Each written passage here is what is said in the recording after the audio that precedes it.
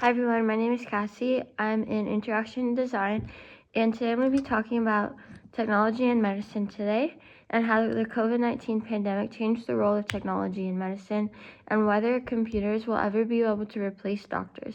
I will also be sharing 2 experiences that really showed me the strengths and weaknesses in telemedicine. The first thing I'm going to be talking about is the role of technology in medicine today. Since COVID-19, technology has become a major part of healthcare. Telemedicine definitely grew overnight. Electronic prescriptions became the norm, and digital records helped doctors stay organized while reducing contact. Today, technology helps with convenience, safety, communication, but even with all these improvements, it still can't replace the need for actual hands-on medical care. My first experience I'm going to talk about is when I was a wrestler. I had broken my thumb and I had to get surgery, but before any of my processes or anything, they made me go on a Zoom call, and they just wanted me to show oh, I can move this and this, or what just explain my symptoms. However, they actually couldn't x-ray. He couldn't feel, oh, something might be out of place. So in the end, it eventually he was like, you need to come in anyway, have an x-ray. So that a one in-person visit would have knocked out the 2 things at once. And that experience really showed me right away that telemedicine has its limits, especially with injuries that need physical exams or imaging. My other example was when I was actually sick.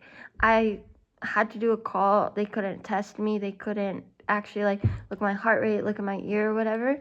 So in the end, it just is like, okay, I have a sore throat, here's the medicine. However, I could have had COVID or some other disease as well.